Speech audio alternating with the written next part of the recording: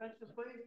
I'd like to call the meeting of the Gonzales City Council for May 20th, 2024 to order. And I'll go ahead and begin the meeting with the pledge of allegiance. So we all please join me. Ready? I pledge allegiance to the flag of the United States of America and to the republic which stands one nation under God, indivisible, with liberty and justice for all.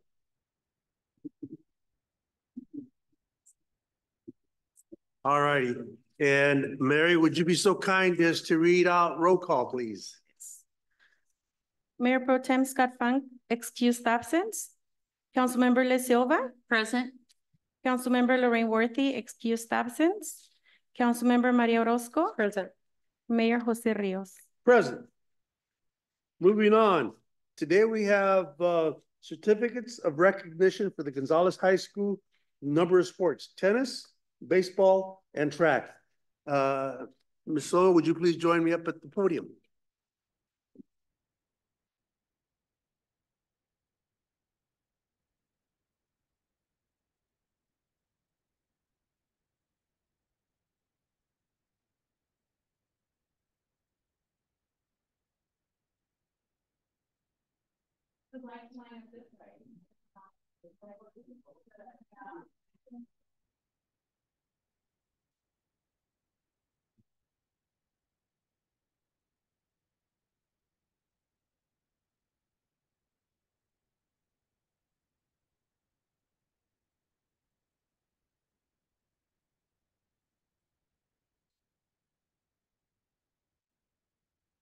So the way we're gonna do this, folks, is we're gonna start with one team, follow the next team, follow the next team. In between that, though, we'd like to get a team or a picture with the team up there on the diocese. So we're gonna be going back and forth, if that's okay with everybody. I hope you have a little patience with us, because we definitely would like to keep this for historical records, to see that we have three different groups that have really put us on the map. Is most sincerely appreciated, and so we want to acknowledge their efforts and their work. So Liz is going to read the name information on the certificate, and then we're going to hand them out individually to each one, and we're going to acknowledge the coaches, and the coaches, if you have any comments that you'd like to make, we'd love to have it. Liz, you want to start? Sure. Okay, so I'm going to read what the certificate says, and then we'll read each student's name, and you come up and get the certificate from the mayor. It states, Gonzales High School boys tennis team, on behalf of the City Council of the City of Gonzales, we would like to express our congratulations and recognition for co-championship title for the PCAL Mission Division. We are proud of your accomplishment and for representing your school, community, and families with the highest degree of integrity, dignity, and sportsmanship. Once again, congratulations and go Spartans, dated this 20th day of May, 2024. The first recipient is Henry Aldaco. Here we go. He's coming over. Yeah, go ahead and line up here. Stand right over there. Be careful with the cords. Yeah, who's the next one? The next one will be Marco Alvarez Leon.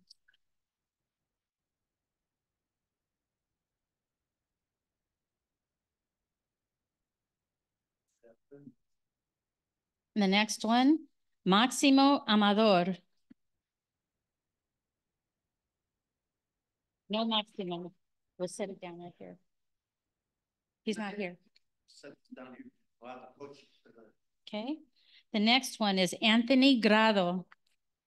He's coming in.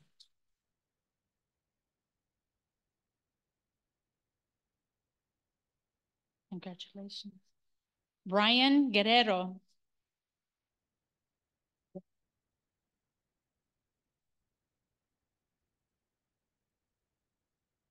The next one is Damian Landeros.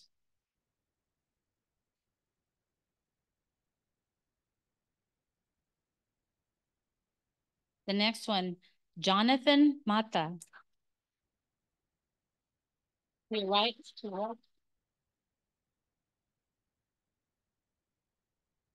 The next one, Alexander Melgoza.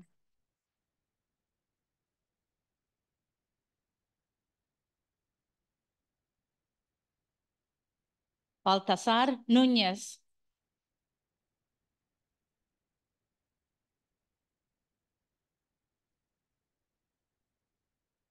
The next one, Cuauhtemoc Perez.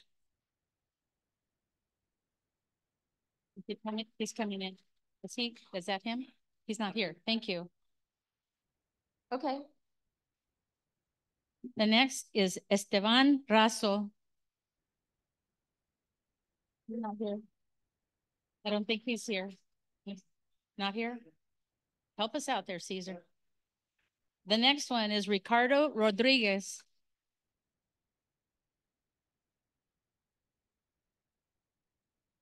Francisco Ruiz.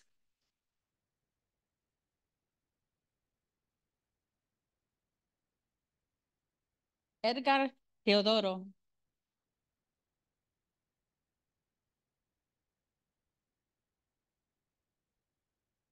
Ángel Tinoco. He's right there. Diego Valladares.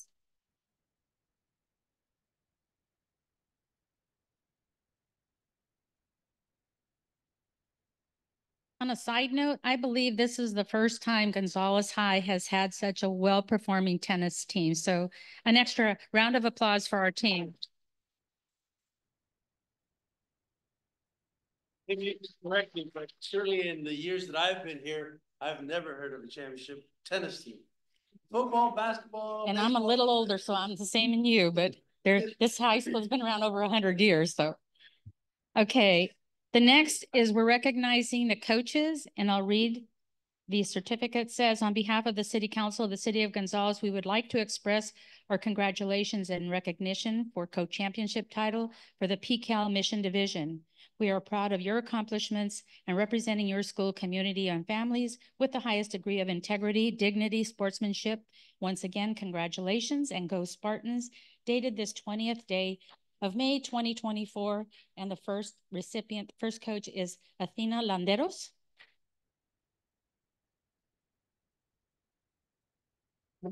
Not here? Last but not least, we have Cesar Rayon.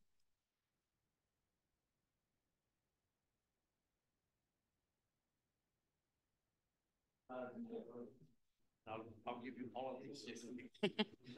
You're the keeper of the keys. We're going to take a picture, if that's okay. Yeah. Make a couple of rows, guys. All right, so we know who's in the front. Okay. I can do that.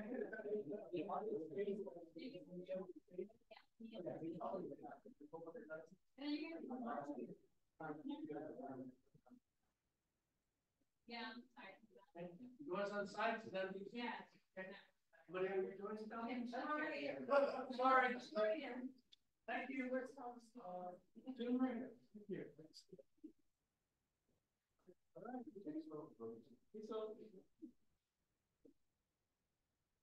Herman, you're also in the picture. Smile. Smile.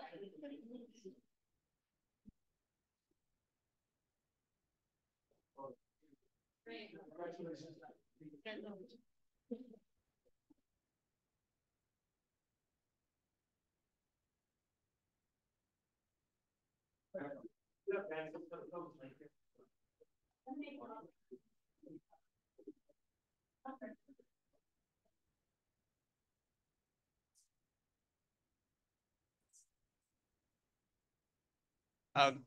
Thank you, everybody, for coming. My name's Coach Caesar. I just want to say, well, congratulations to baseball as well, definitely, and to track. So feels really good to be here, being honored with you guys. For us, the first class in Gonzales graduated in 1911. There has never been a boys tennis champion since 1911. So this group of boys here, they're awesome. You know, the coach, we have an easy job. We just tell them what to do. They actually have to do it. And sometimes when we ask them to do certain things, we may not be able to do it ourselves, right? And that's the challenge, you know, to motivate them. But it's been a great group. The top 10 are seniors. So they're leaving, unfortunately, but they're leaving as champions. So I'm really proud of them. And I think Gonzalez is also proud of them. And thank you so much for this recognition.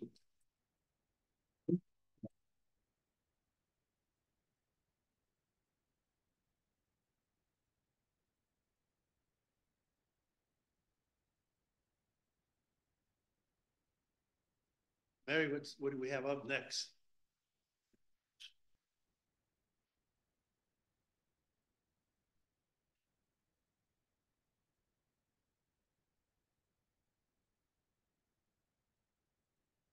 Who do we have next? All right, so it's baseball's next. Oops. Sorry, big clumsy hands. All right. The certificate reads similar to the previous one, but I'll read it. Again, Gonzalez High School baseball team. On behalf of the City Council of the City of Gonzalez, we would like to express our congratulations and recognition for the PCAL Cypress Division champions. We are proud of your accomplishments and for representing your school, community, and families with the highest degree of integrity, dignity, and sportsmanship. Once again, congratulations and go Spartans, dated this 20th day of May, 2024. And the first recipient is Joseph Acosta.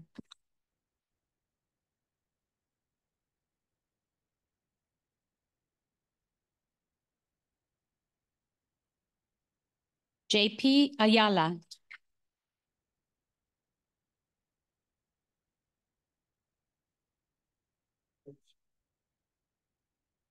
Ali Ayon.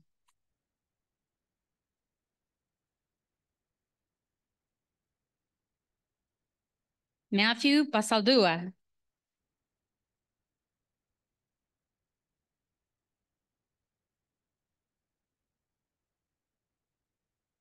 Cesar Correa.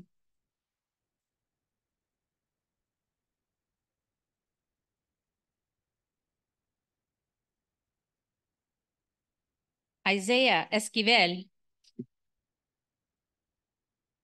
Not here.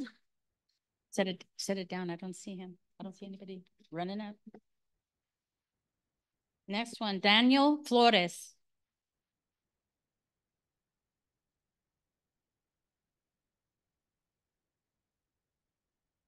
Noah Flores. He's coming up over here, over to your right.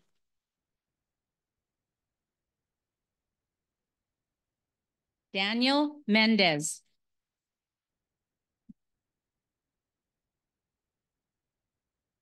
Adrian Nunez. No, not here. I don't think. Ivan Pantoja. He's coming up over here.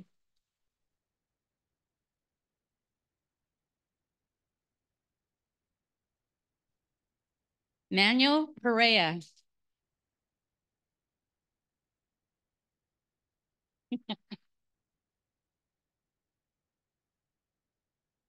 Going, Manuelito. Joshua Valdez.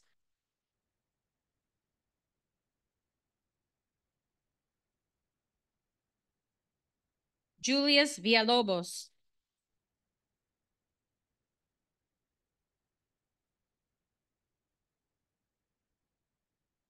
Noah Villalobos.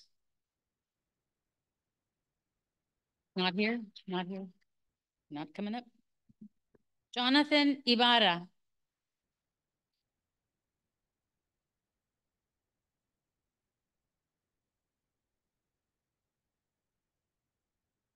And Adrian Perez.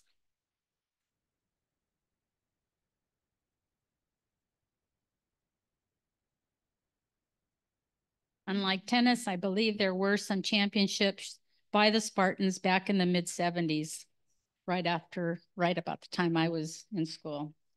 And the next two will be for the coaches. It reads as follows. Excuse me, Gonzalez High School baseball coach. On behalf of the City of Gonzalez and the City Council, we would like to express our congratulations and recognition for the PCAL Cypress League Division champions. We thank you for your commitment and for devoting so much of your time to providing positive and enriching experience to our youth. Once again, congratulations for a job well done. dated this 20th day of May, 2024. And the first, got the name, Mario Matu Jr. Not here? He's not here, so we'll put it down. But I believe the next person is, and that's Andrew Lujan.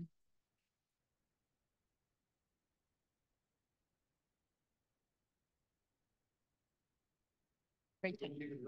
Yep. You're in charge. Thank you.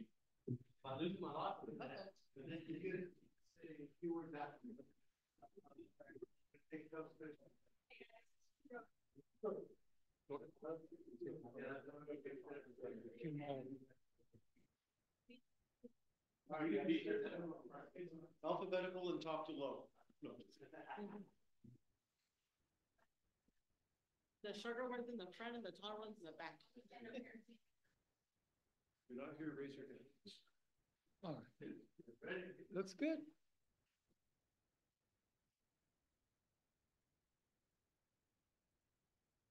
That's good. You probably haven't seen right there.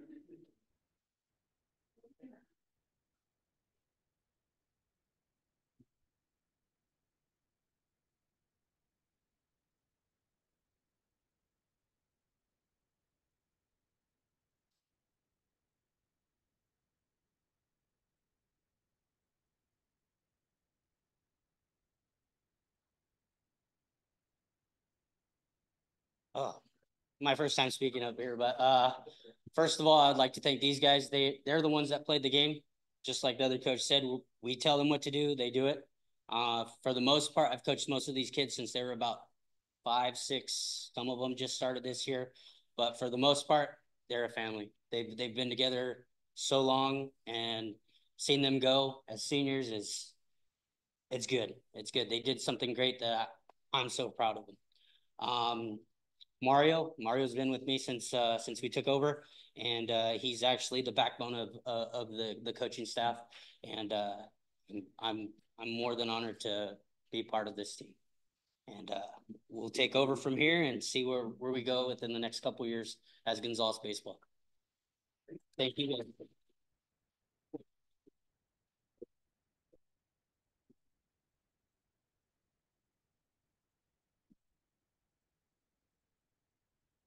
All right, certainly last but not least is, I believe, all those are different. Yeah, so we're gonna read these individually because each of these young folks have accomplished something different in the particular part of the tracks, you know. So track is divided into a lot of different things. So Liz, if you would be so kind. Lots of moving parts. So the first one, Gonzales High School Track and Field. On behalf of the City Council of the City of Gonzales, we would like to express our congratulations and recognition for the 110-meter high hurdles champion and first team all-league honors. We are proud of your accomplishment and for representing your school, community, and families with the highest degree of integrity, dignity, and sportsmanship. Once again, congratulations and go Spartans, dated this 20th day of May, 2024. And this goes to Alan Valdez.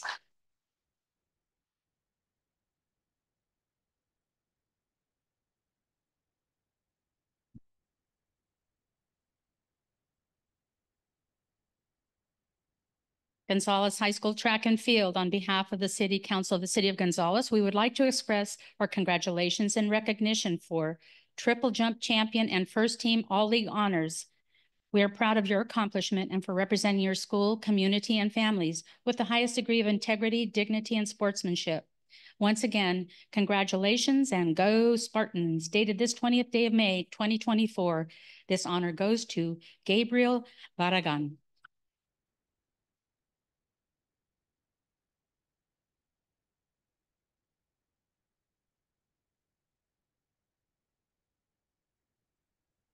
Gonzales High School Track and Field. On behalf of the City Council of the City of Gonzales, we would like to express our congratulations and recognition for mile and 2-mile champion and first team all-league honors. We are proud of your accomplishment and representing your school, community, and families with the highest degree of integrity, dignity, and sportsmanship. Once again, congratulations, go Spartans, dated this 20th day of May, 2024. This honor goes to Giovanni Ochoa.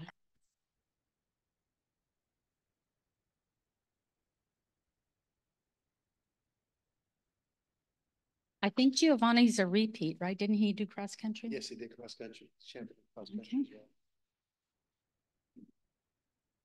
as well. Gonzales High School track and field coach.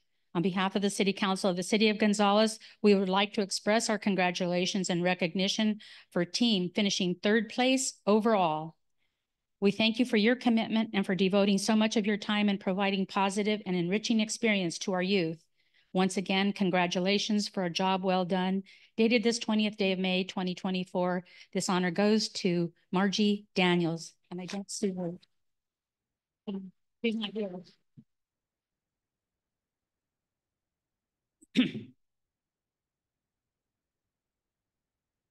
Gonzales High School track and field assistant coach. On behalf of the City Council of the City of Gonzales, we would like to express our congratulations and recognition for team finishing 3rd place overall.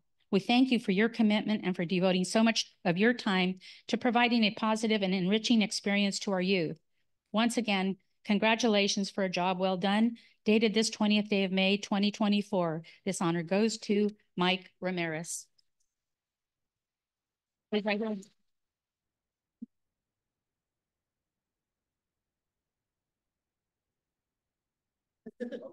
And we have one more. We have, okay.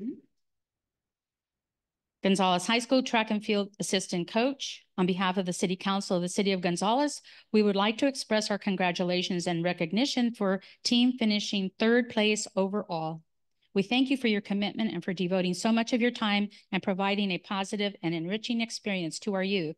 Once again, congratulations and for a job well done. Dated this 20th day of May, 2024, this honor goes to Dylan Oliveros. I'm sorry.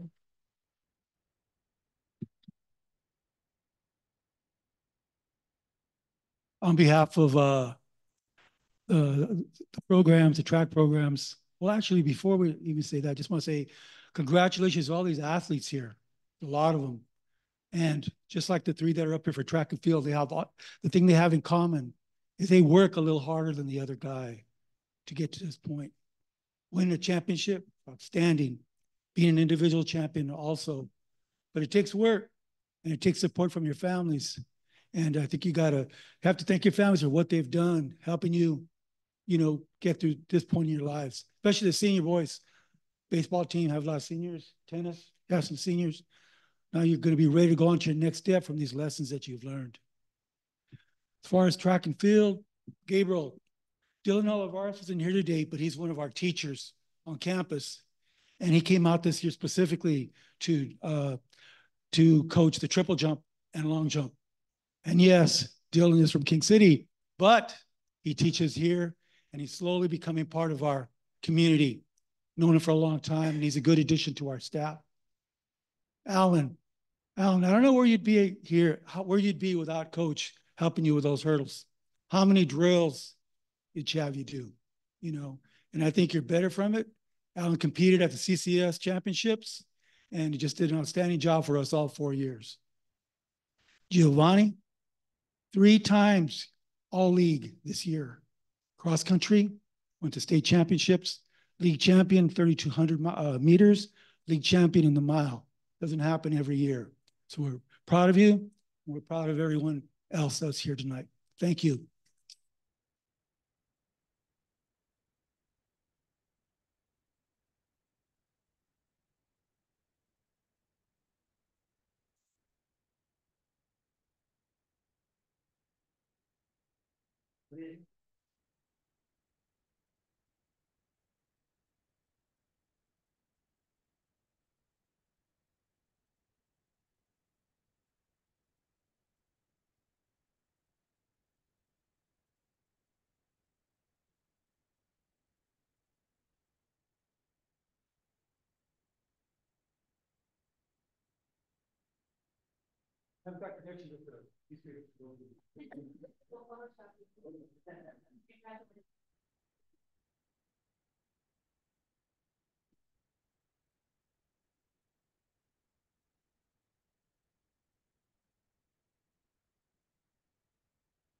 Thank you all for being here. I really appreciate it. I'll be honest with you, this is one of my most favorite things to do on this council is to present these very dedicated athletes with recognition.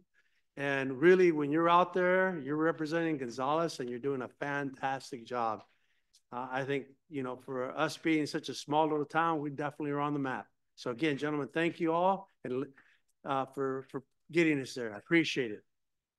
You're welcome to go if you'd like, but if you want to sit through a meeting, you're more than welcome to.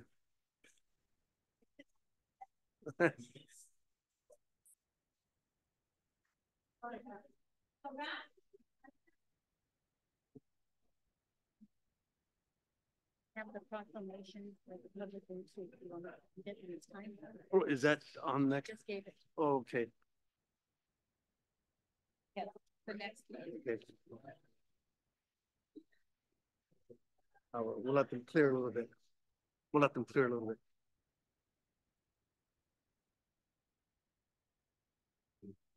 All right. Next, we're going to move on to a proclamation for Public Works Week. I'm going to have Ms. Silva read the proclamation. Liz, it's all yours. Okay, proclamation number 2024-02. Whereas Public Works staff is responsible for the infrastructure, facilities, and services that are of vital importance to sustainable and resilient communities and to the public health, high quality of life, and well-being of residents, visitors, and businesses. And whereas such facilities and services could not be provided without the dedicated efforts of Public Works managers, engineers, and staff from public agencies and private sector, responsible for improving and protecting our nation's transportation, water supply, water treatment, solid waste systems, public buildings, and other facilities essential to serve our communities. And whereas it is in the public interest for civic leaders, residents, and business owners to gain knowledge of and understand the Public Works programs in their respective communities. And whereas, in keeping with this year's APWA theme of advancing quality of life for all, the Public Works staff with the cities of Gonzales, Soledad, Greenfield, and King City regularly collaborate in various public works aspects, including collaborating on training of our Public Works field personnel. And whereas the American Public Works Association has celebrated National Public Works Week since 1960. Whereas the city of Gonzales is an active member of the American Public Works Association, including participating in events held by the Monterey Bay chapter. And now, therefore, be it proclaimed, I, Mayor Jose Rios, on behalf of the city of Gonzales, do hereby proclaim the week of May 19th to 25th, 2024 as National Public Works Week and urge our residents to join with representatives of the American Public Works Association and government agencies in activities and ceremonies to pay tribute to our public works professionals, engineers, managers, and employees, and recognize the substantial contributions they make to our community's health, safety, and quality of life. Dated May 20th, 2024. Do I have a motion to approve the proclamation? So moved. Second. Okay, I have a motion and a second. All those in favor, please signify by saying aye. Aye. Aye. Motion carries. All righty, we're getting next to moving on to comments from the public. Not any member of the public may address the council for a period not to exceed 3 minutes on any subject not on the agenda. Council will listen to all communications, but will take and make no comments. Floor is open. Rosa Rodriguez, 307 Ayrshire Way. I do want to mention that I did encounter a very unfortunate issue, and this was on Sunday at about 6:30 or so in the morning. About 6:37 on Sunday, May 19th, there was a loose pit bull, and it belonged to the Zarate family. And in addition to that, there was also another loose dog that belonged to a brother of the Zarate family too. And at 6:37, the only thing I can do is call the 911 number because animal control is not available at that time. So I just want to remind the community to please put a lock on your gates so that these type of dogs do not get loose. they were from two different households, and I was very upset because my husband had our toy poodle, and our dog is scared of other dogs because she had another dog lunch at her with my son who was carrying her back in 2018. So this is a reminder to please take care of your dogs. And in addition to that, on a happy note, I just want to say I'm really, really, really happy that the tennis team was recognized, the coaches were recognized, track and field was recognized, baseball was recognized along with all the coaches, because I'm going to say it once and I'm going to say it 1,000 times. My boys actually learned to play tennis and learned the love of tennis thanks to our previous city manager, Rene Mendez, and our previous council member, Gumke. And they were 5, I think 4, my twins were about maybe 3, and my oldest was 5. And now I have twins that are going to be 24 on the 21st of this month. And I have a 26-year-old, and all of them love tennis because somebody here at the city of Gonzales took the time to actually teach them.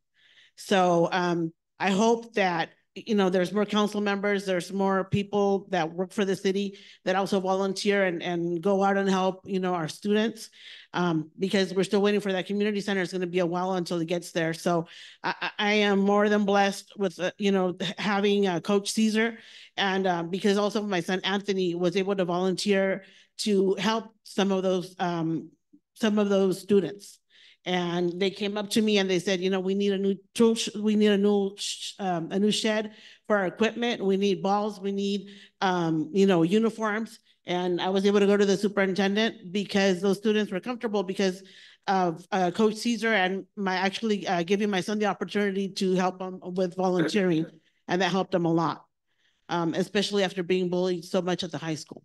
So I want to thank him from the bottom of my heart for, helping my son. Thank you. Anyone else wishing to address the council? Doesn't appear to be. Estella, do we have anyone via Zoom? No comments via Zoom. Mary, any comments via email? No comments via email. Okay, then I'll go ahead and close that part of the council, and we'll move on to the consent agenda, and it's items 5 through 15. Anyone wishing to pull an item from the consent agenda may do so at this time.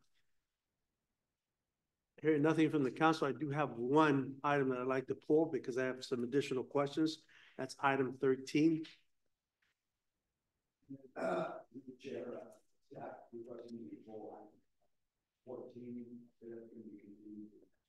Okay. So item 14 will continue to next meeting, and item 13, like I said, I just have some questions. I'm sure staff is ready with those answers. So I'm going to go ahead and ask the questions now and then we can move forward with either approving or disapproving of these items. On item 13, it's basically flattening out the rate for fire sprinkler systems.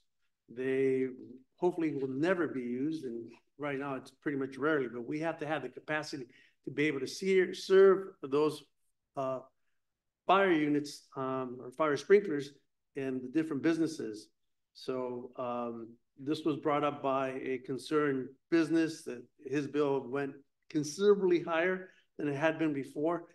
Now, the only question that I had was, in the interest of transparency, is how many commercial businesses will this affect? That's question number one. Question number two, I know it was the study was done, and I am hoping and praying that when we did the study to come up with the financing that was going to be needed for the infrastructure improvements, that this amount that we're going to change from here to here is not going to affect the borrowing capacity or whatever it is that we need to finance in the future. So those are my two questions. And so I'm wondering who on staff will answer those questions. So Mayor Rios, there are 10 fire flow meters larger than 2 inches. 10? 10. Okay. And it's a pretty small impact to the overall water enterprise fund. So it's not going to affect our financing for water projects. Okay. So that's just to point it out, it's mentioned actually in the budget impact section, 10 fire flow meters larger than 2 inches. Okay. All right. Any questions from the rest of the council? Or if everybody's good with those, oh, Ms. Silva? Okay, and I know this was brought up before, but it was my understanding that we were going to consider something lower than what is here in front of me. So the previous, let's just say it's a six inch fire suppression system. It was at 3194 as of last July. And in January, it jumped up to 461.20. And I thought there was going to be consideration to lower that because they're not using any of the water. The charge would come if the time came for them to utilize the flow of the water. It doesn't make sense that they're being charged because they already have that. It's already in place. It's not something new. It's been in place. Councilmember Silva,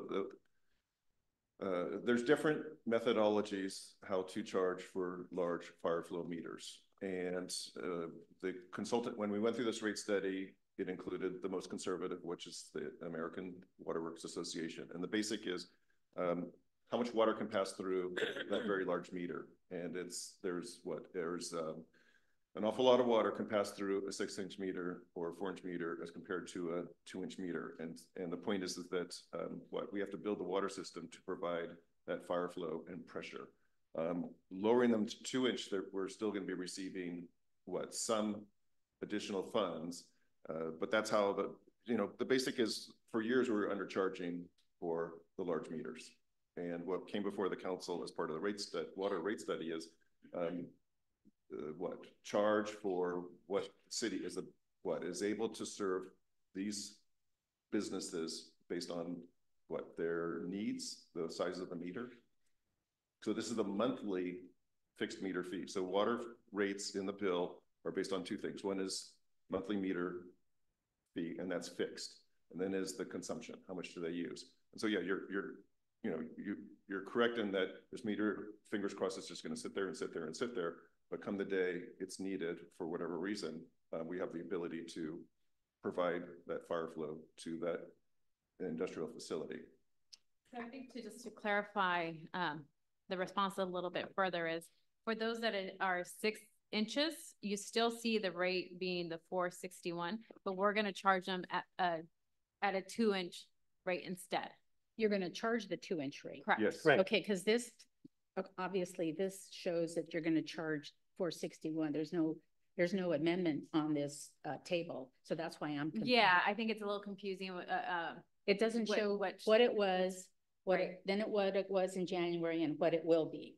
So in the recommendation part, it does say 6-inch fire flow meters to a 2-inch meter rate. Oh, So it's just not in the chart that you're looking at. The Okay. chart we will continue to keep as is, but with that asterisk that any 6-inch flow meter that's not being used at the 6-inch, right. we will charge a 2-inch.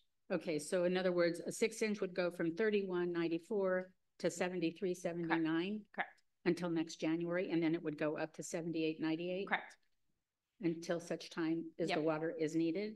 Okay, and if the companies have paid the higher amounts, will they be reimbursed or will it be credited to their account? Do you want to address that? So we're not refunding. This will be effective with the next billing cycle. If there is somebody that, wants the refund, we can work that in. But folks who we've talked to, said that was okay as long as going forward, we don't continue to charge the higher amount. And we're talking about the 10 that have the 10, large. correct. Okay. But if somebody wants to discuss the reimbursement for that time, They we can can contact address City Hall. that. Okay, now it's clear. And so just as another utility that I happen to work at, we always charge a capacity use. Mhm. So, if you have a 2,000 amp electric board, then we have to be able to provide 2,000, PG&E has to provide that Understood. capacity. And it happens that there's a number of businesses, they put this humongous panel in, but really are only using this much energy. Well, if the capacity is there, then the utility company has to be able to provide that. And that's why I get it. They have a 6-inch and we have to pipe everything and plumb everything and have enough capacity to be able to serve those 6-inch. Hopefully never, but if the case does happen, then we'll be ready. Thank you. Okay. So that answers all my questions. So we've removed item 14 and then we're adding the resolution.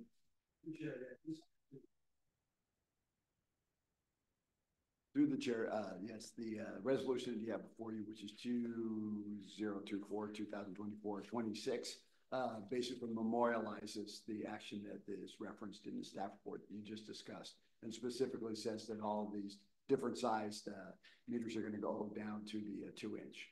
So it just wasn't included with the staff report. It doesn't change anything other than the fact that rather than have this change reflected in the minutes of the meeting, it's reflected in the resolution. Okay. So do I just take or ask for a consent or a motion to? Now at this point, you can just go ahead and ask for a motion on the consent. Okay. This resolution will be included as part of that action. Okay. So then I'll go ahead and ask for a motion for the consent agenda. Mr. Mayor. Moving my item number 14. Right. I move that we approve consent agenda excluding item number 14. Second. Okay, I have a motion and a second. All those in favor, please signify by saying aye. Aye. Aye. Motion carries. Moving on to the regular agenda item. Did I get ahead of myself? I did. No, you're fine. No. I'm Oh, on my on your agenda pages? here. Yeah. And next is Vista Lucia specific plan update and staff report. Yes, thank you, Mayor Rios. We're having Brent Slama tune in from the wonderful world of Zoom, and he'll walk us through a few slides here on the update. We also have present representatives from Pembroke, Mr. Glenn Pace and Catherine Hart. They're here as well. So thank you, Brent, for joining us remotely and bringing us this update today. Thank you, Tavin. Mayor, good to see you. Members of the council, wish I could have been there in person with you today. Hopefully you're seeing the slide screens. Basically, right, you can see those? Yes. Yeah. I just wanted to kind of give an update of where we were. I know we've given a number of updates just so that you can get briefed on where we are in the process. I think you're all aware of the project and the specific plan and the different components of the specific plan that's coming together. So I don't want to spend too much time talking about the particulars of the map because you'll get the opportunity to see that shortly when we have public hearings. A lot of things in the specific plan. I think we've shown this before, but really goes over everything that's going to be required to develop what is in essence the extension of the city for the next number of years. So all these things are looked at. Once again, the development plan, the traffic plan, the development standards, infrastructure, public services, and then, how do we all pay for it and maintain it? Those are very important things as well. So the specific plan addresses all those, and looking forward to giving you the opportunity to review those in short course. Kind of wanted to go over the primary actions that have happened since our last update and really kind of highlight those on what's been going on with the specific plan. You may be aware that we've completed the draft specific plan.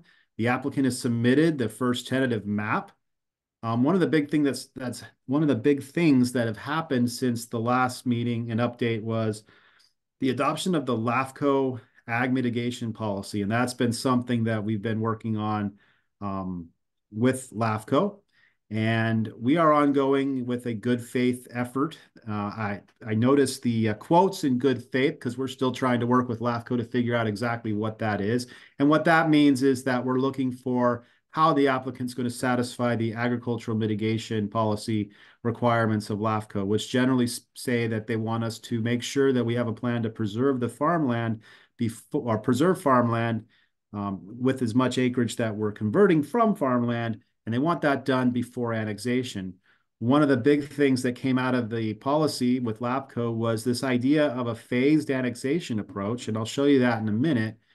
And what that will allow is LAFCO can approve the whole annexation at a meeting, which would give the developer and the city the certainty that this project's going to move forward, to give the the knowledge that we can build the infrastructure systems and the utilities necessary and roads necessary to move forward, but not have to put up the whole agricultural easement at one time because it's a large project. It would be very expensive to do so. And the other reason to not want to do that is because we expect a number of these acres to be in agricultural production for many years still. Obviously, even though the project itself is pretty large at over 700 acres, the absorption rate will be a lot smaller than that. And so it doesn't make sense to go out and preserving that much acreage of a ranch when you will probably have a majority of the acreage in the annexation be farmed for the next 15 to 20 years. Let's see. So we'll talk about kind of what that phase looks like a little bit. We're pretty close on the development agreement. Attorneys are working through those, and that also includes affordable housing. So we look forward to bringing to the Planning Commission and the City Council the affordable housing provisions. I know that's something that's high on the council's attention right now. It's high on everybody's list is providing housing and making sure that we can build housing both for market rate and for all segments of the income group. So I know that the developer's been meeting with the with people that can provide that. They've offered to donate land for affordable housing, and so we're continuing to work on those details. You may have been aware that the city issued the draft environmental impact report, the EIR, that big thick book on the joys of CEQA, or the California Environmental Quality Act, something you have to do. Talks about all sorts of things from noise, traffic, transportation issues, to endangered species potentially on this, all that type of stuff, all the environmental impacts. And so that one has been reviewed. We are almost complete with our responses to put out what is called a final environmental impact report. In the meanwhile, there's been meetings with the Gonzales Unified School District in regards to the school site that would be built off of Fano Road. The applicant's working directly on completing that agreement. That's not a city document. We continue to work with LAFCO staff on those meetings, and definitely we're making progress on all the paperwork that has to go to get this to your attention. Staff reports, exhibits, LAFCO plan for services, all moving along quite nicely. This here is what the tentative map looks like. And so when you look at the whole project being this big property here, we're looking at that first chunk of, or first quarter of the project. This is kind of an idea of what that could look like in terms of a phase, but we will finalize those phases down in a later time. So when you're talking about the whole 700 acres, the first bite of that will probably be more in the range of 215 to 220 acres. Although, like I said, our goal is we go to LAFCO one time and approve the whole project, and then we put it into more manageable chunks for both the developer and for the city. We are hoping and working on completing our outstanding agreements. Like I mentioned, our attorneys are working with each other on the development agreement. We may extend into June a bit. That's okay. Same thing with getting out the final EIR, working on finalizing that. And the goal really is to be in front of you by the end of summer, be in front of first the Planning Commission and then the City Council in terms of hearings. So, and then we go straight from there to LAFCO. Depending on how long LAFCO holds the application, will be up to them, but it's our goal to get this moving along.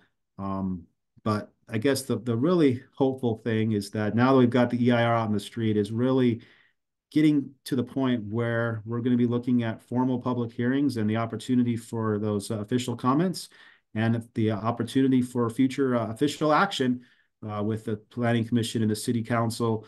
And we're almost up on summer now, so that's kind of exciting when we say summertime. So we are getting closer to that, and that's been an exciting thing. And I know the developer's been anticipating this, as well as the staff, to get this to where the Planning Commission and City Council can ultimately make a decision on this project. More than happy to answer any questions. As was mentioned, you also have Tavin in the council chambers along with the applicant. But here this is just an update item. Don't want to get too deep into it because we do want to make sure that when we get to the public hearing, then you have all the information in front of you. But if I can be of any other assistance, please let me know. Thank you so much. Unless you have a burning question, I'd like to go ahead and open this up to the public for any comments from the public. At this point, anyone from the public may make any comments on what was just presented. Again, you're still limited to 3 minutes. Rosa Rodriguez, 307 Ayrshire Way. I see the seconds counting there. Well, first of all, I want to, I'm very excited about the Vista Lucia project. I'm a homeowner.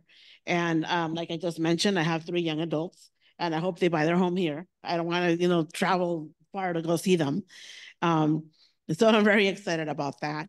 And hopefully, there's a lot of families that need housing here. I know that, the homes are overcrowded. A lot of people live in one home and people talk about all these cars out on the street and so forth. But most important is winter comes and we don't want to see all these people, sleeping in cars. And we're very fortunate that we have our home and we're barely making it, but we have our home.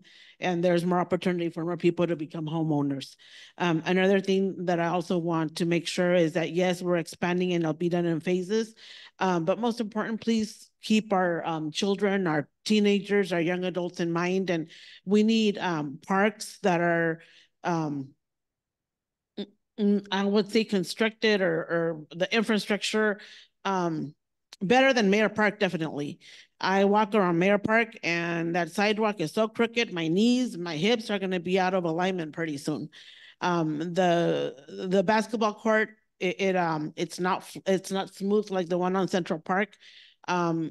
There's a lot of things that could have been improved with Mayor Park that I hope we could go back and see what didn't work on the old subdivisions or on the newer subdivisions and kind of hopefully prevent that from happening on the newer ones.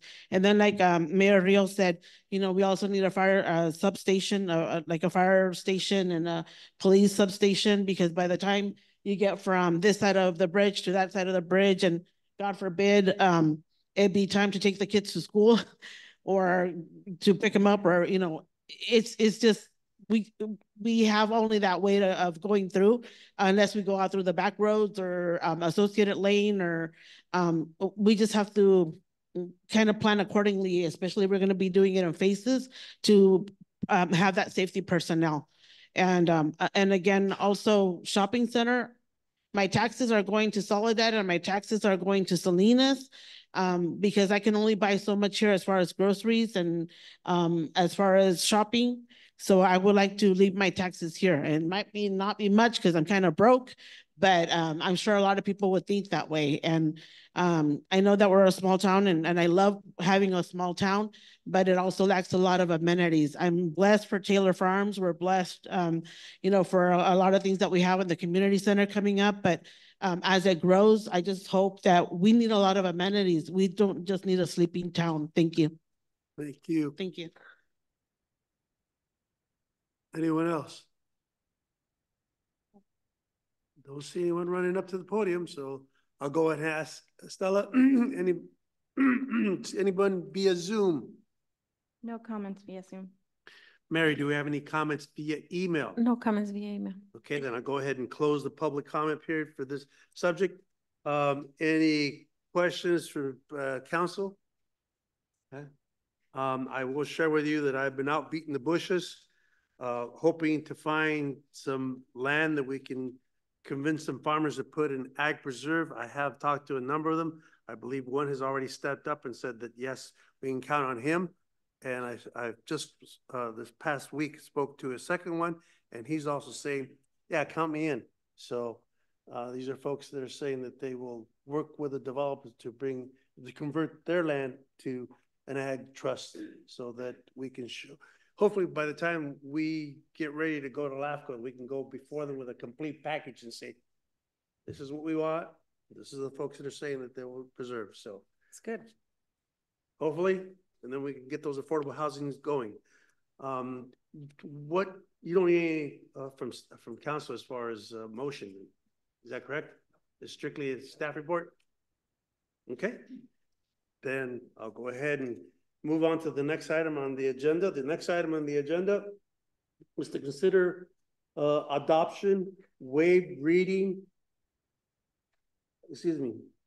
Waive reading and read by title ordinance number 2024-14 12.3, an ordinance of the City Council and the City of Gonzales amending Chapter 12.116, signs, and Title 12, Part 5,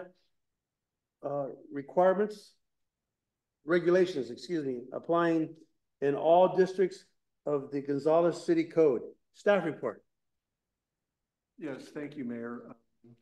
This is the second reading of this new sign code ordinance. So we kind of went through the details before. I don't really see a need to get much beyond this single slide that's on the screen right now, which is a hypothetical sign that could be placed in the industrial district. We only need that first slide, Ms. Estella. I'm not going to progress through those.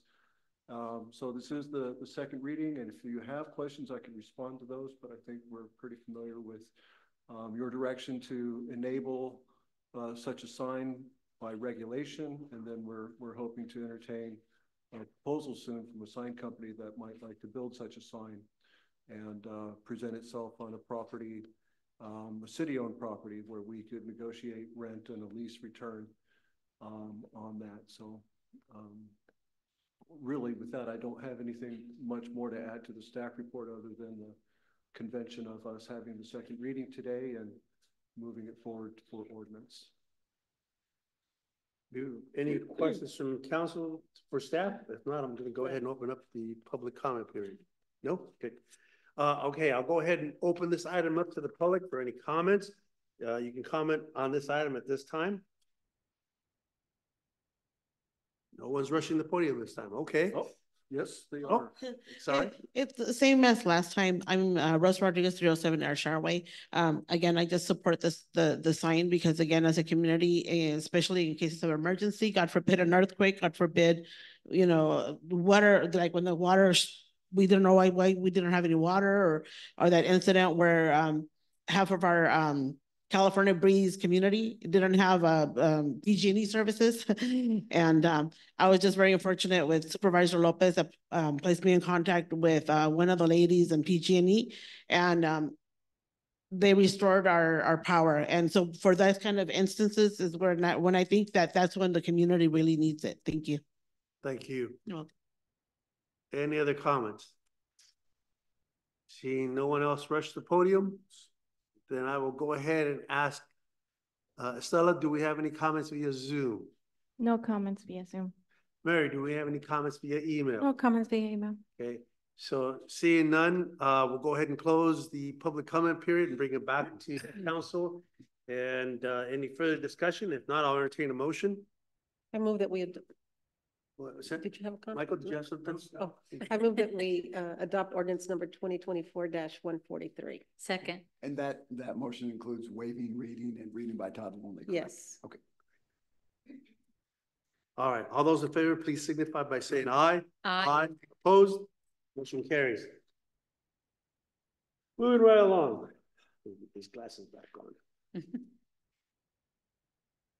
Public hearing to consider adoption, waive, reading and read by title ordinance number 2024-144, an ordinance of the City Council of the City of Gonzales, amending chapters 5.4, fireworks of title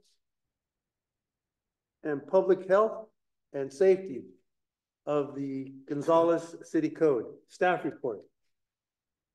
Yes, Mayor and Council. I seem to be losing my voice. I'm sorry about that, but I'm going to muscle my way through this, and I'll keep it fairly short as well. You have before you today an ordinance that will amend Chapter 5.40 of the City Code. And as we discussed at the last meeting, the existing code language having to do with fireworks is pretty neutral, doesn't have much bite. It was primarily written to focus on permitting and the sale of legal, i.e. safe and sane fireworks. We also discussed at the last meeting how difficult it is to enforce fireworks provisions for a number of reasons. One of them being that in order to be issued a citation, police department actually has to catch somebody in the act. And probably the more important factor is that pretty much everybody associates the use of fireworks with the celebration of the 4th of July. It's hard for people to imagine celebrating without setting off some fireworks. Despite the best efforts of the police department to issue some citations and try to keep the use of both safe and sane and illegal fireworks under control, in the last couple of years, the illegal use of fireworks has remained unabated. I mean, it's just as bad now as it has ever been, if not worse. Because of 2 house fires that have occurred in 2 consecutive years and the loss of life, last year, the city council was concerned enough and received public input to form the fireworks committee, which was comprised of 5 citizens, to discuss and make some recommendations on some possible means of controlling the use of fireworks in the city, including some proposed changes to the code. The committee met twice on March 12th and April 2nd, and taking the committee's recommendations into consideration, recommendations that we had from the staff and in particular the chief, the fire chief, did an excellent job of giving us some suggestions and some suggested language. And then hearing from the council itself, we put together a series of amendments to Chapter 5.40 that will attempt to impose some new restrictions on the use of fireworks in the city. So real quick, the proposed changes include clearly identifying legal and illegal fireworks and declaring illegal fireworks use a public nuisance in the city. So just to show you how broad it is, the new code language reads, it shall be unlawful for any person, corporation, or entity to possess, store, offer for sale, sell at retail or wholesale, use, discharge, explode, or permit the use of property or property under their control for any fireworks, except for safe and sane fireworks. Secondly, the code now establishes a 10:30 curfew on the use of fireworks on the 4th of July holiday itself. So fireworks are only to be used up to that point. And then lastly, the amendments provide new language potentially holding property owners responsible for cost recovery for violation of fireworks sections of the city code.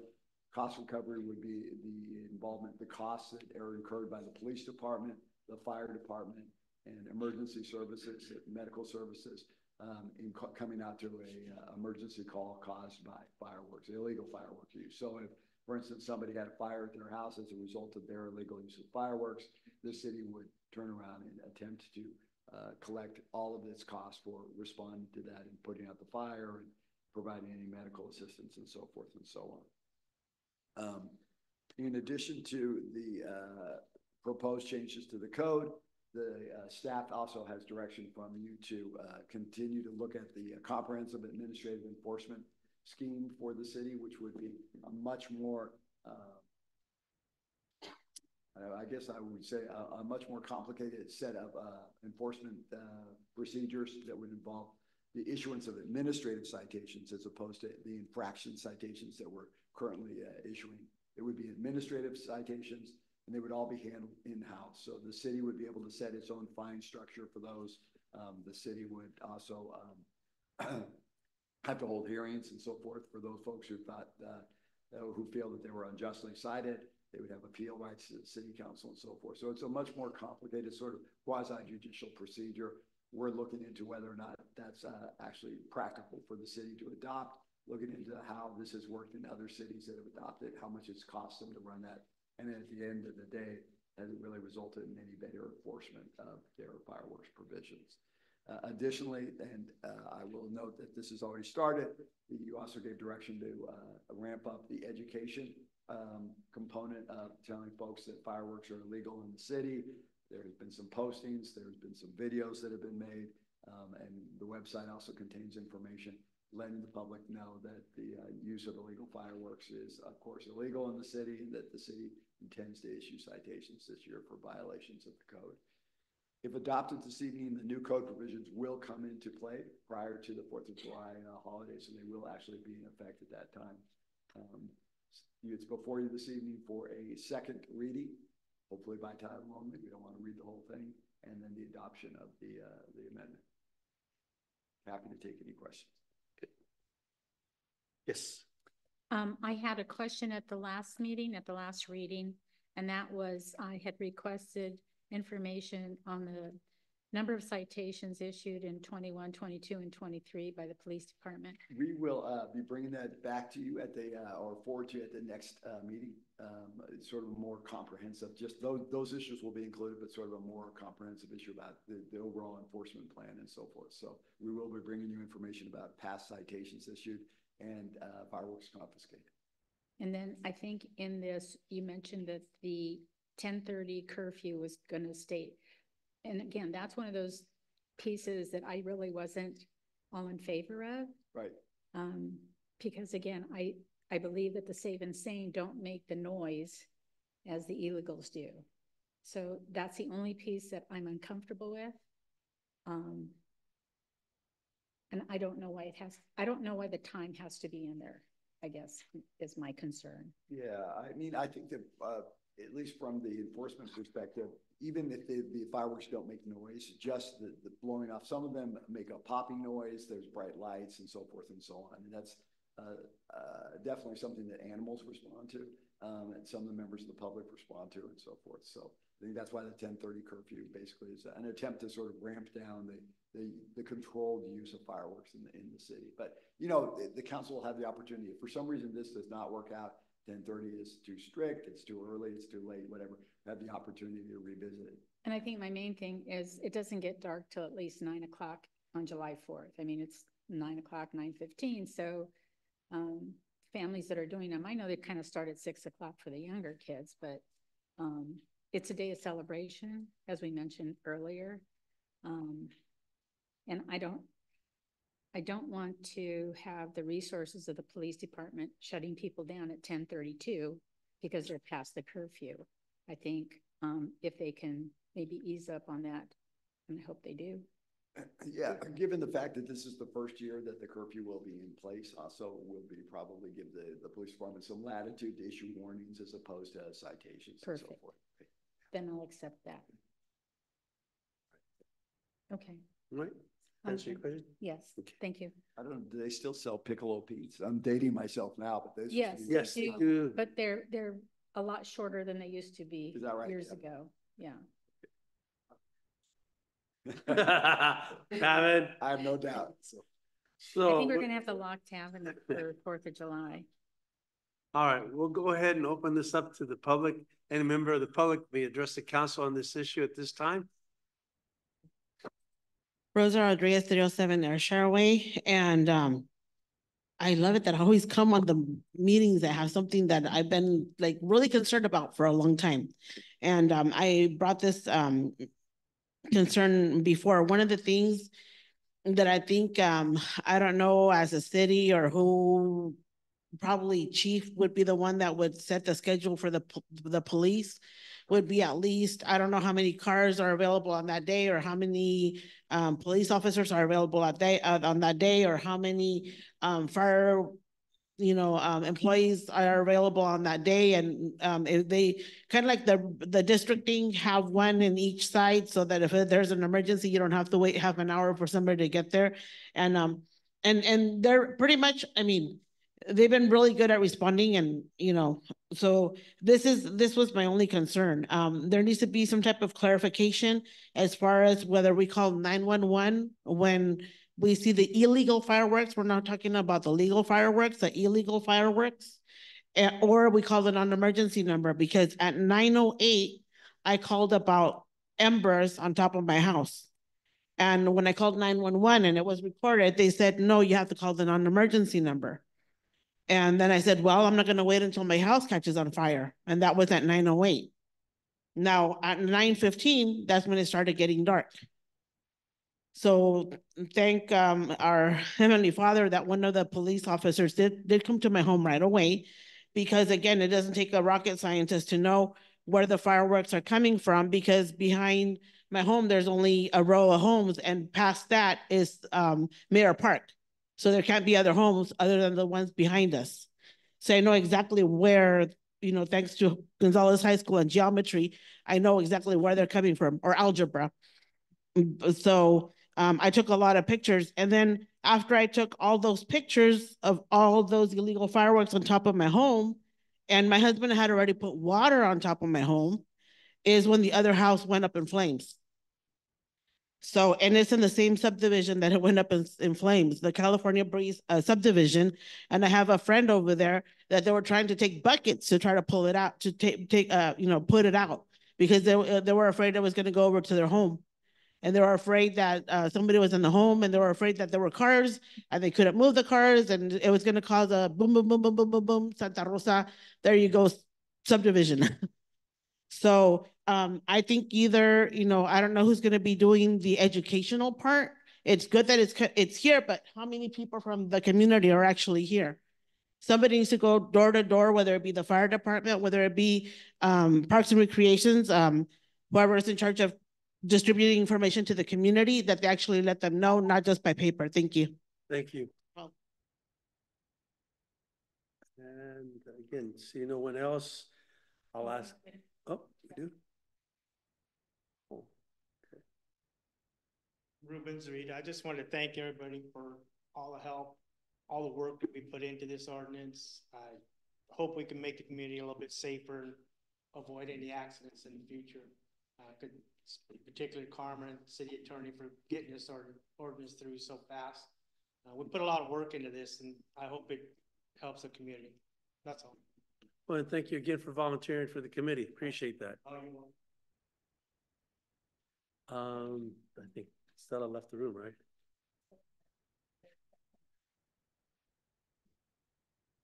Good evening. My name is Larry Rodriguez. I agree with the gentleman that was sitting behind me here.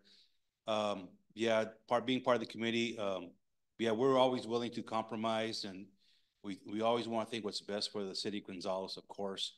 And we did come with agreements. We did work hard, and I think I see a lot of positive things out of this.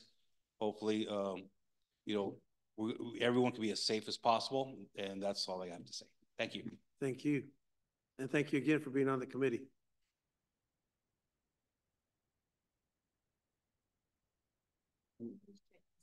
Okay. Mary, Zoom, and then you're going to go back over to you. Yes. Okay. No message. No comments via Zoom. Okay, thank you. Now, Mary, any comments via email? And no comments via email. Okay. Bring it back to the council. The only comments that I had is if obviously, I'm not sure when it's official, it'd be nice to get it in the water bills, because I know that everybody gets, or 90% of the folks in town get a water bill. Maybe the apartment complexes have one water bill. But if we could get that out in the water bills, that would be great. Obviously, if you do social media, then hopefully it's getting out there. And I think if you ask the different parishes, and just to put it in their weekly announcements that, the city has passed this new ordinance to make people aware that the fireworks are illegal, I'm sure they'd be happy to add that to their comments. Anything else from council? Yeah. Okay, then I'll entertain a motion for approval. So moved. Motion for adoption and read by title only. Then I move for adoption, waive reading, and read by title only. Ordinance number 2024-144 as presented. Second. Okay, a motion and a second. All those in favor, please signify by saying aye. Aye. Aye. Opposed?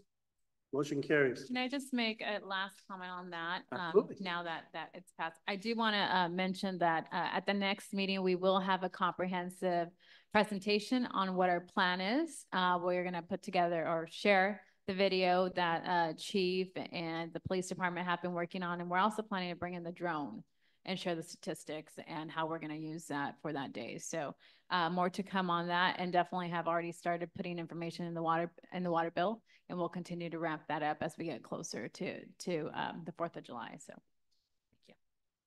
Thank you, Carmen.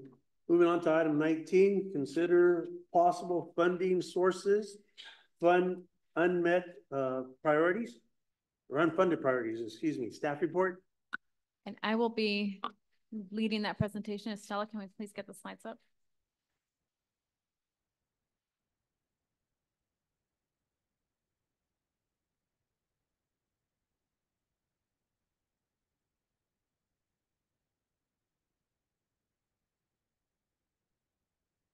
All right.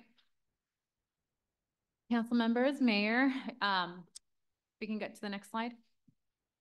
We know that our budget is tight and will continue to be tight in the next upcoming years. And so staff is looking at not only cutting back, being more cost efficient, but also looking at what opportunities are there to bring in some revenue for our city.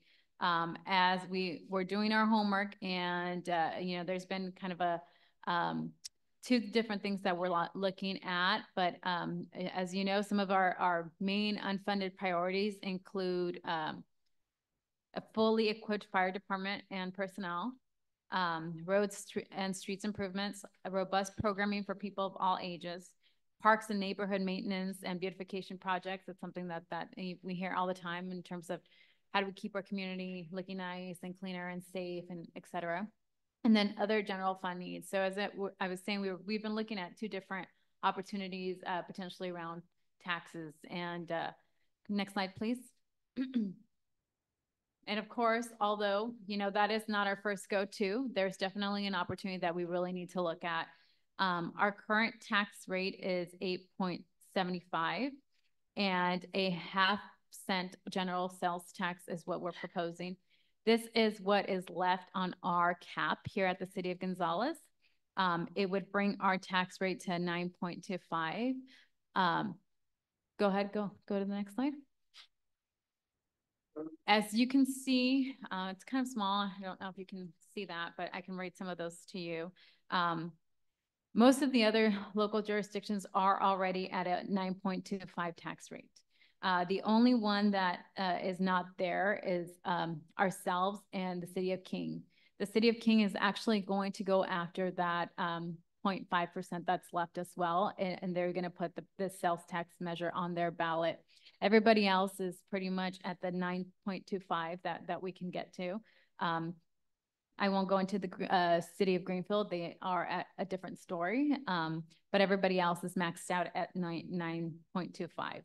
So if we did do that 0.5 cent sales tax, it could generate non-restricted income or revenue for us to be able to use for our programs and projects that we desperately need, including some of our first responders and safety personnel. So if we can go on to the next one, please. This 0.5 cent tax can generate upwards of $800,000 in revenue. It will be a general tax. So again, we can use it on multiple projects and programs. It will mainly be generated by outside of city users, those that are in the industrial park and those coming off of 101 for our services such as gas and food, etc. And I don't mean grocery shopping. I mean those that are stopping by and eating. So it's just a sales tax to those getting that service. If we do move forward with the sales tax this November, we will be in par with the rest of the jurisdictions, as I mentioned. And the good thing about a sales tax is that it can grow with the city and it grow with inflation. So as we expand, there'll be more people, you know, paying more into sales tax, and that will also help us generate more revenue. It does require a majority vote. And most importantly, again, if we don't go after that 0.5 cent tax, somebody else can.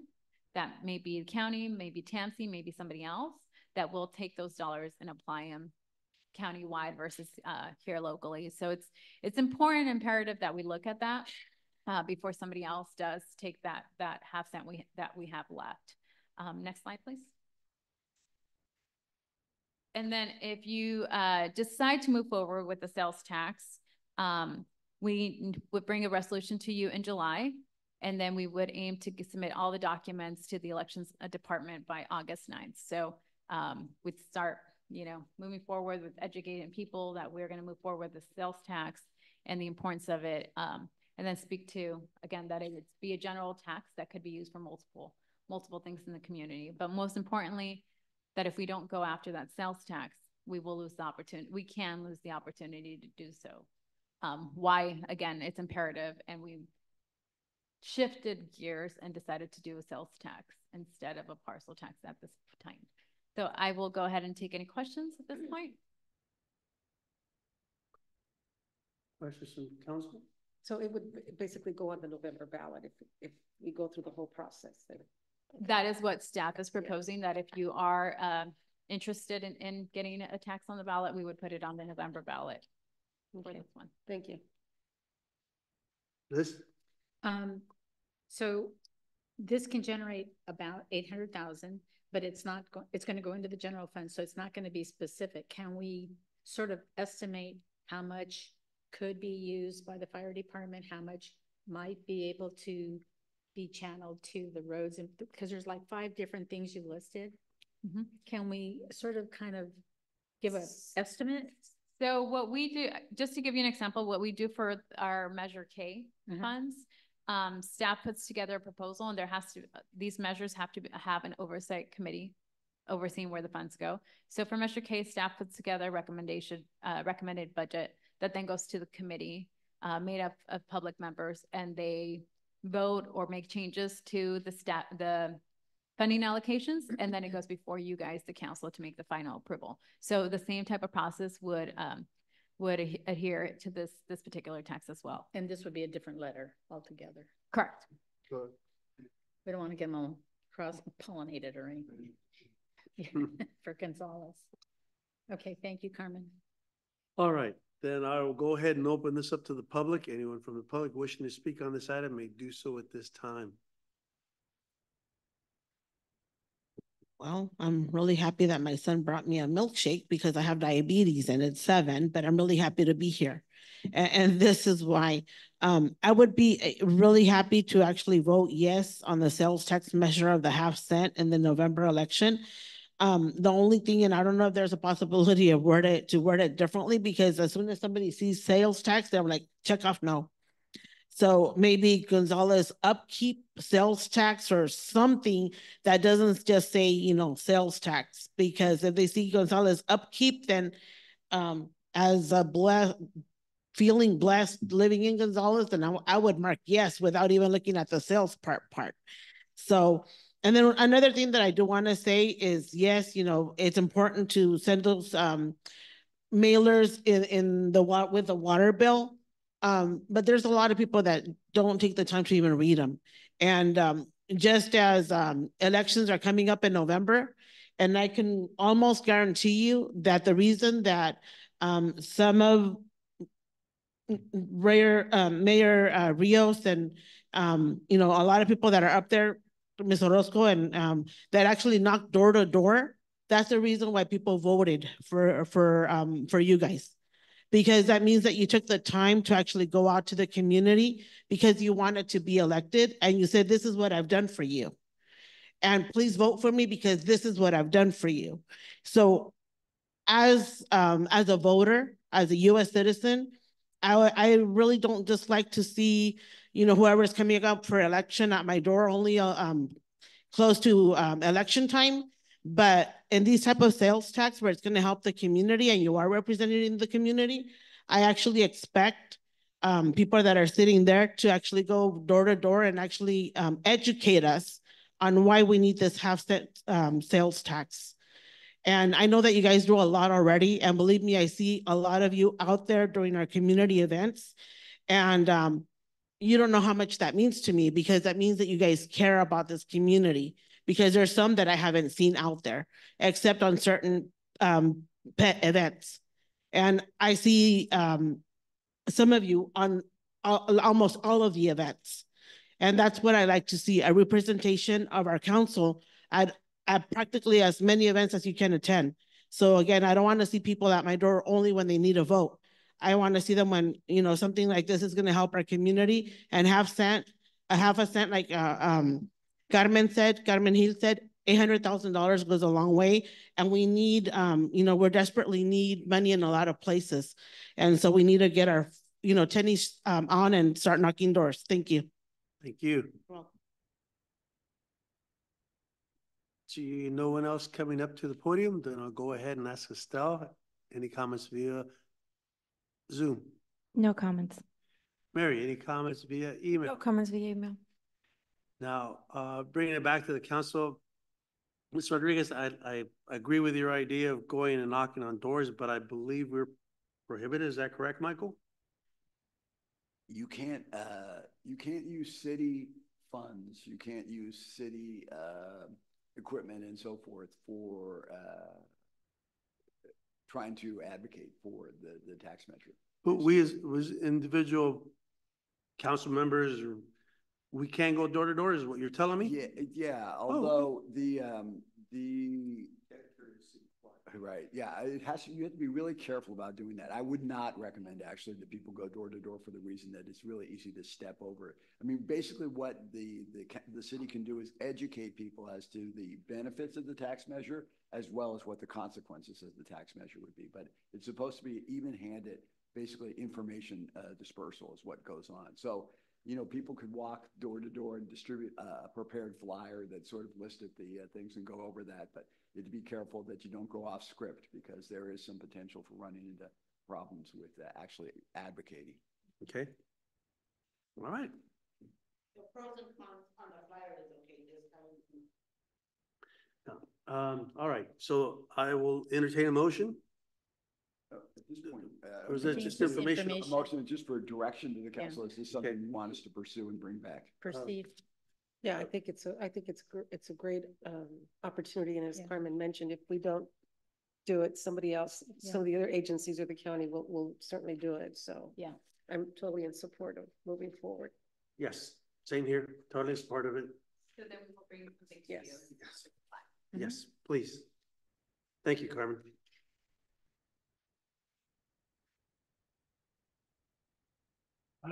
Moving forward, the oral communications, we have the Youth Council, Gonzales Youth Council updates. For the Youth Council, we only have 3 updates.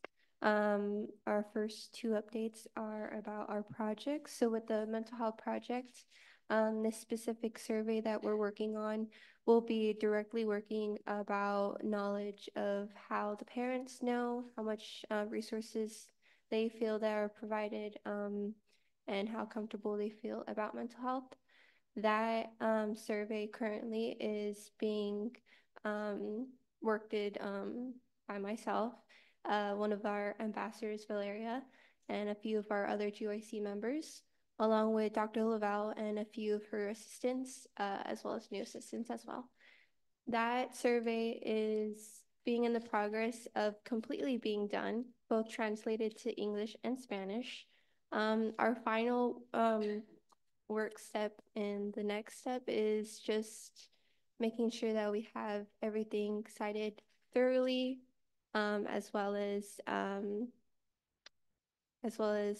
publishment from a few of our staff from our school board, so that way we could publish it out with our other resources. For the Tenants' Rights Project, which Luke works closely on, he's been really active, him and his group, going door to door. He was at the Cinco de Mayo event, and currently he's gotten a lot of resources and people answering his survey that they created. Currently, they're going through how many specifically numbers that people responded to them. And our last update is our youth summit that we currently had this past Saturday, which was a historical event, which was really, really passionate of the Soledad, Greenfield, and Gonzales working closely together. It was at the middle school in Soledad, and we'll be working more in detail on June 3rd, as well as celebrating a few of our seniors in the GYC and congratulating them as seniors. So, thank you. Great, thank you. Moving on. I'll get you guys out of here quick. City Council and boards to update. First one is League of California Cities, Monterey Bay Division. No report. The next is AMBAG, and I think that is Mr. Funkin. He's not here. So the last one is we have Monterey Salinas Transit, and we don't have Lorraine here either. In June, right. So that being said, all we have is oral communications, and I'll start with Liz. Liz, would you like to go first? Sure. Just want to remind everybody that as we come to a close for this school year, Gonzales High School will be having their awards event this Wednesday evening. I believe it begins at 6 p.m. They are going to do the entire, all of the classes, all of the awards, and the seniors will be the last to receive their scholarships, is what I understand. So I'll have a long evening at the gym that evening, but the public is always invited to attend, and it is worthwhile to attend and see the accomplishments of all these young people. Some of them receive scholarships to pay for their entire college time. So come back and come over and see what we have on Wednesday evening. The other item I want to mention is next Monday is Memorial Day, and on May 27th at 9 a.m. we will have a ceremony at the cemetery beginning at 9 a.m. and that is to honor all of our departed veterans. And they have added several new names to the memorial wall there. There will be a chicken barbecue at the American Legion Hall beginning at 11 a.m. and it'll run until I think 3 o'clock in the afternoon. And it is a chicken barbecue that will include bean salad and a roll. And there is a bake sale going on. So if interested, please see me for tickets. And I have one question, and when will the pool be open? On my, should I answer now? Sure. We're just closing out, getting all the departments ready from the health department. We plan to open it the first week of June. Great. Thank you. Ms. Orozco. Yes, thank you. Once again, I wanted to just congratulate all of our students who came and received their certificates today. And also congratulations to all those students who graduated this weekend from CSUMB, from Hartnell, from San Diego. I had parents come in, moms coming back to get their lays, you know, that they ordered them when they were graduating from high school, and to see them come back and get them because now they're graduating from the universities. It was really exciting. 4th of July is just around the corner, so plans are currently underway to plan for the 4th of July festivities in the park.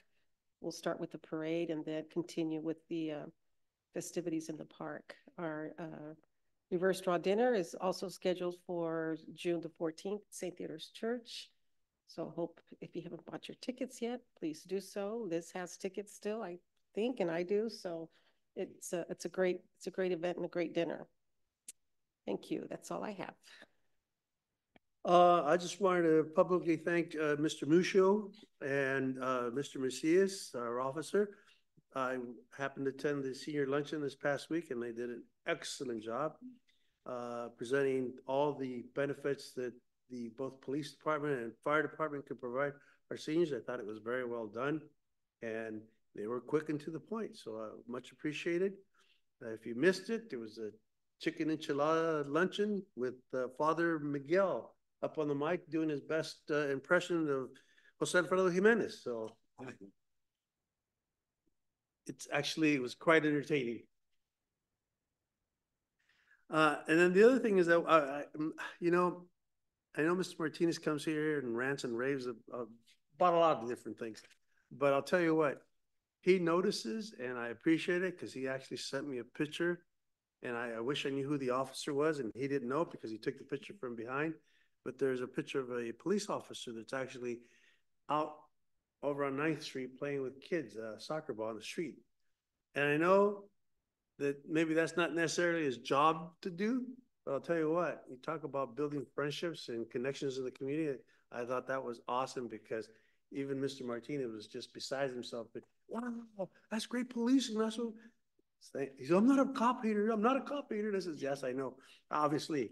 And he really appreciated it. I just want to let staff know that when you think people aren't looking, they're looking.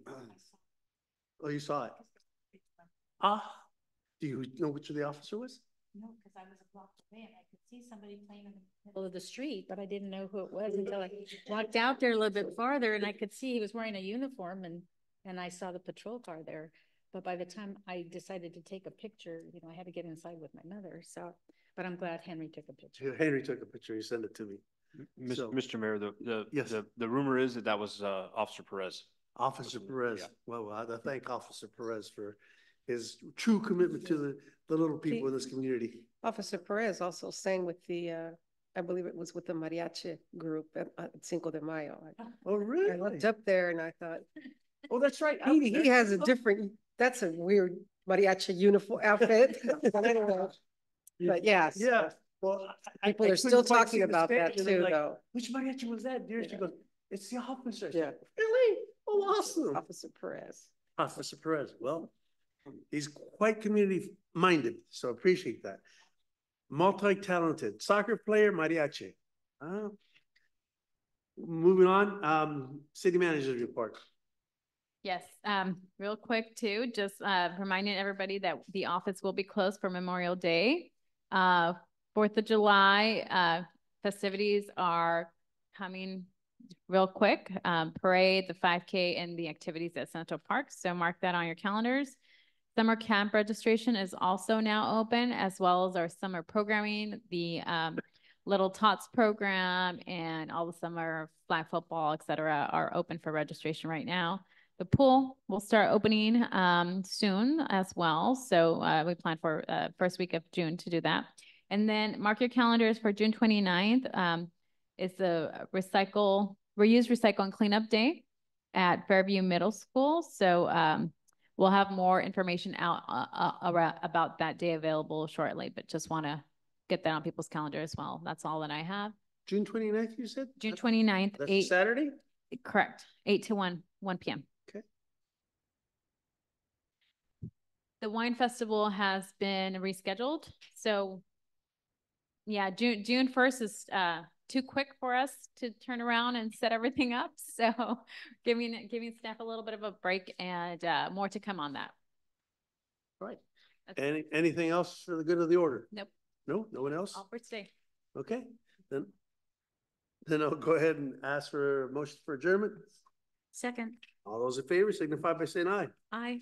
Stand adjourned. Thank you. Turn off your mics. Through a lot of stuff. We got through a lot of stuff, right? Without, too much for. I'm sorry if I missed the memo.